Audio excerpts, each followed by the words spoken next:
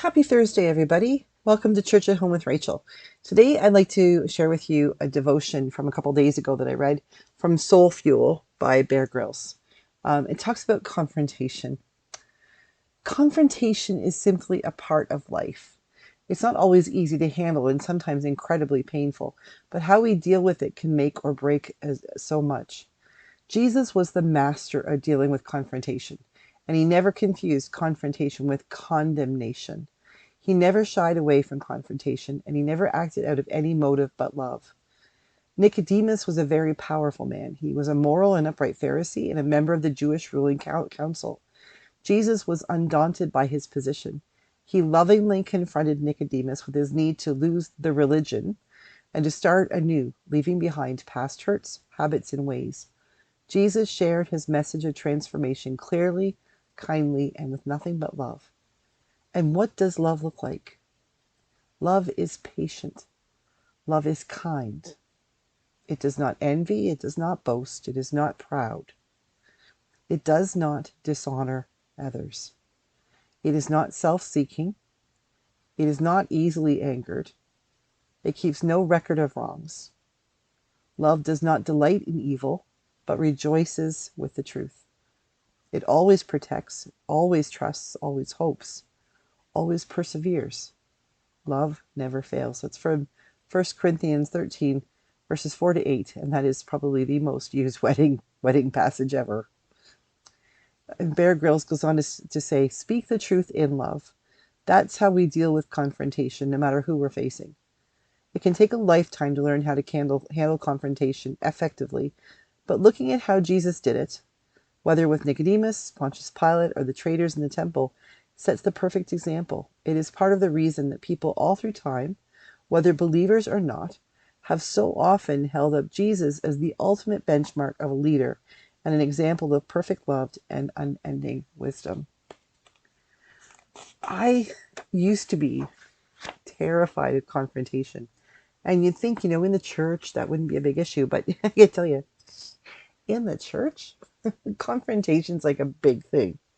You see, the church is this place where people have this idea that we are on best behavior, especially the priests, that we will take anything. And there have been a number of times when parishioners, both longtime parishioners and people who just are new, quite often it's the longtime parishioners who feel the great need and they feel they have the right to come to the priest and vent their spleens, to share with them every single thing that they find their priest does wrong. We'll assume that I'm the priest here.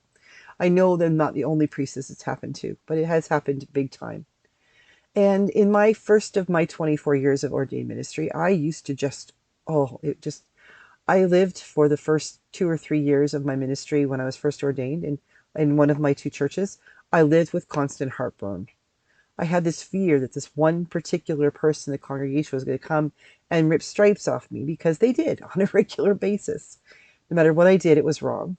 And even when I did nothing wrong and everybody knew I had done nothing wrong, well, then somehow I was to blame. And for the longest time, I thought that it was my responsibility, my role as the priest, to simply smile and apologize and quietly forgive and to not pick a fight. Confrontation was not something they taught in seminary. And I'm like, I am a confronting person. I am loud, I am mouthy, I yell. Usually not at parishioners. But my parents know this, and my sisters know this, that I was not a quiet, meek, mild little girl. If I feel passionate about something, then I let people know about it. But when it came to going to seminary, I got quiet. I was uneasy with confrontation. So there were other students that I thought that were absolutely nuts, and didn't agree with them. And yet I would let them basically walk all over me because I thought, I'm going to be a priest. I can't be confrontative, confrontational. That's not how priests work. I'd never seen a priest who got angry with people. I'd never seen a priest take on somebody. What I'd never seen was the situations in which those priests needed to. I saw people at church. I saw them in Bible study. I saw them at, garage sales and children's festivals. I didn't see them at vestry or parish council meetings where big decisions about things that mattered, whether it be the building or who's taking care of Mrs. McGillicuddy or the money was just inherited by the church, how that should be used. It took until I was a priest, ordained a priest, to realize, a deacon and then a priest, to realize that if someone gives to a church a big lump sum of money, that it isn't necessarily the way that every person in the congregation is going to be like, oh, absolutely, we should we should be giving that money to charity. We should create a food bank. We should, create a clothing bank. We should help, support a local outreach. Quite often I found no, people wanted to put money back into the building. They wanted to buy new books or a new stained glass window, or they wanted to sock it away in an account because, as a charity, we always need money. Took a long time for me to start realizing that my role as priest was not simply to be the yes, ma'am, yes, ma'am, yes, ma'am, yes, sir. Whatever it does, I'll smooth things over. It took me a long time to realize that in confrontation can come truth, and can come healing, and can come growth. I was so terrified of confronting people that other people who needed me to confront on their behalf were let down. And then when I finally found my voice, probably about 10 years ago, I was in a parish and I had someone who felt that a couple who felt that they had the right to be um, essentially the leaders of the church, that they'd been there a long time, they had the right to make decisions, they had the right to tell the priest what to do. And most of the time, I went along with that for a long time. And then I realized that some of what they were telling me what to do, what the things they were telling me to do, were actually going to be hurting other people in the parish. Some of the very people who were benefiting from our food bank draws that we did, people who were benefiting from the work we were doing to try to increase the presence and the activity, the action of children within the church proper, rather than sending them away that we out of sight, out of mind. The decisions that I would make around how we welcome new people, especially new people that maybe don't have as much money to put on the offertory plate, or maybe don't have necessarily the access to clean clothes or a shower. People who hadn't been taught the niceties of how it is to behave in church. And I began realizing that sometimes confrontation is necessary. So there was a confrontation, a big one. And then there was another quieter one, but it was just as big in its power. It was like the two atomic bombs that went off in Japan. Um, it changed the landscape of the church I was in. And you know what? My fear for all those years before, those, 15, 16, 17 years before,